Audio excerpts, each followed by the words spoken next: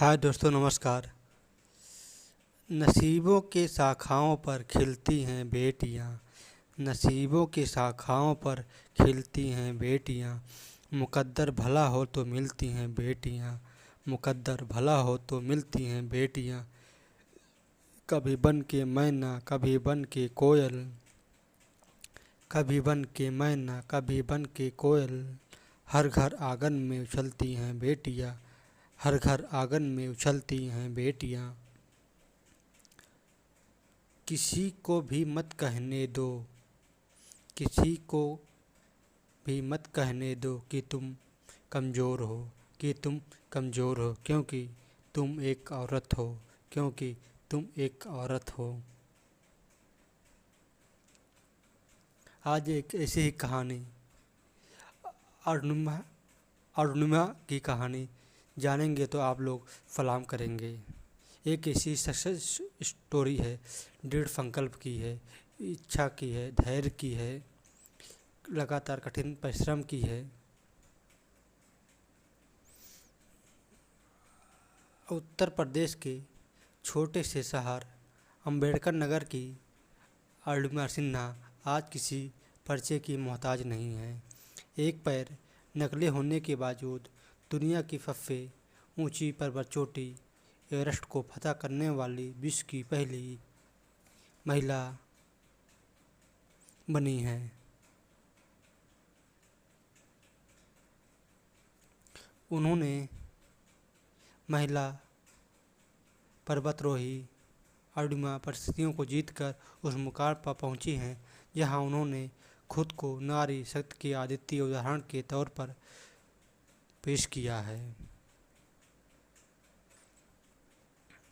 भारत सरकार ने 2015 में उनकी शानदार उपलब्धि के लिए चौथे सबसे बड़े नागरिक सम्मान पद्म श्री से नवाजा। खुद प्रधानमंत्री नरेंद्र मोदी ने अरुणिमा की जीवनी बॉर्न एगन इन द माउंटेन का लोकार्पण भी किया। अरुणिमा उस महिला का नाम है जिसने 4 साल पहले एक रेल दुर्घटना में अपना सब कुछ खो दिया था। ये कहानी जब उस समय हुआ था, दूसरे दिन जब न्यूज़ में छपी तो इस न्यूज़ को हम भी पढ़े थे, तो उस समय बहुत ही दिल दुख भी हुआ था, क्योंकि जो जैसे घटना उस समय घटी थी बहुत ही दर्दनाक थी। हम भी सुबह सुबह पेपर पढ़ने गांव के एक दुकान पर जाते थे। वहां पर जब ये कहानी सुनी, फ्रंट पेज के अमर उजाला के पहले पेज पर छपा हुआ था, फ़ोन कर एक बार दिल दहल गया था मेरा। लेकिन जब फिर धीरे धीरे सब कुछ न्यूज़ में चीज़ें अच्छी आने लगी, तब जाकर थोड़ा एहसास हुआ कि वो आगे जीवन जी सकती हैं। लेकिन उन्होंने अपनी इच्छा शक्ति के दम पर जिसने खुद को संभाला और फिर से उससे एक लिहाज से बढ़कर हासिल किया।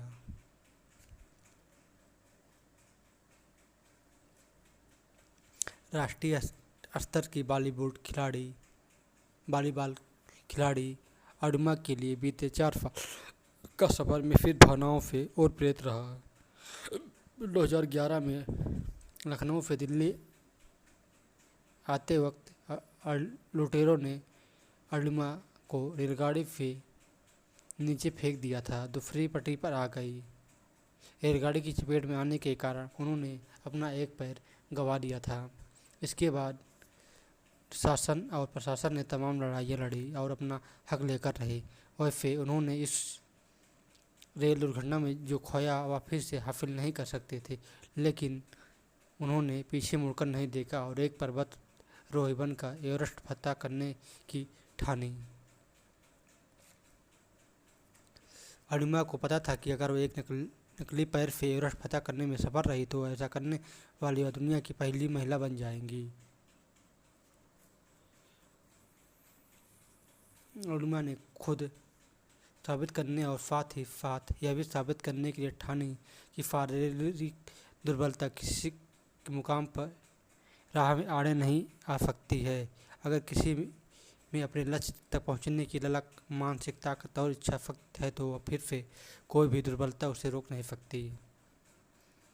वह कहती हैं कि मैं इतना कहना चाहती हूँ कि परिस्थितियाँ बदलती रहती हैं, पर हमें अपने लक्ष्य से भटकना नहीं चाहिए, बल्कि उसका सम्मान और सामना करना चाहिए।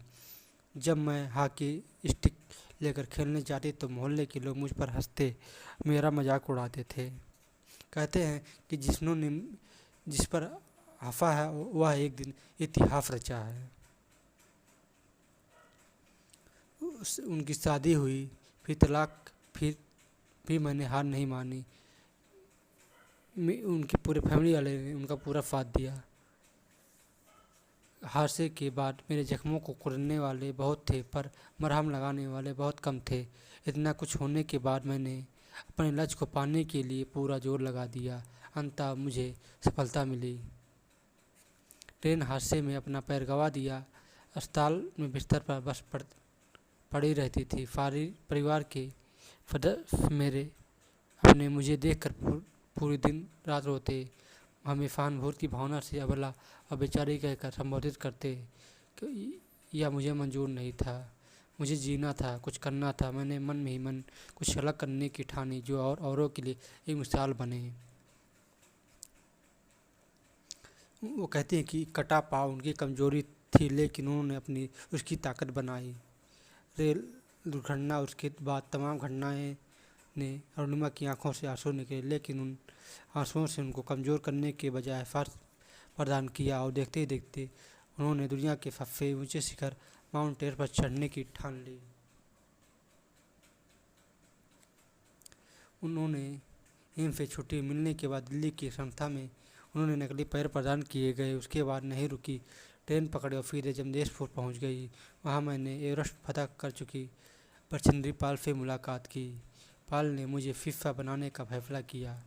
फिर तो मानो मुझे पर लग गए। उसके बाद मुझे लगने लगा कि अब मेरा सपना पूरा हो जाएगा। पाल की देखरेख में पर ट्रेनिंग पूरा करने के बाद 31 मार्च को उन्होंने मिशन एवरेस्ट पर शुरू किया। 52 दिनों की चढ़ाई में 21 मई को माउंट एवरेस्ट पर तिरंगा फहराकर वह विश्व की पहली विकलांग महिला पर्वतारोही बन गई। वह कहती है कि विकलांगता व्यक्ति की सोच में होती है।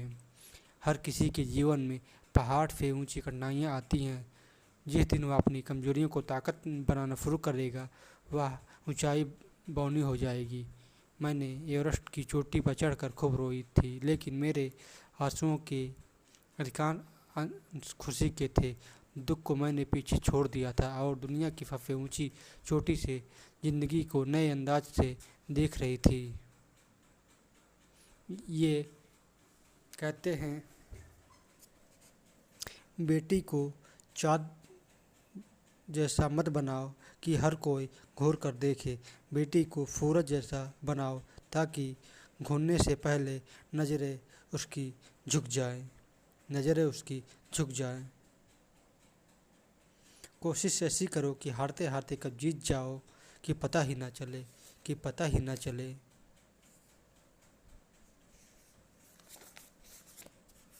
बस लगन, दृढ़ इच्छा शक्ति थी उनके अंदर।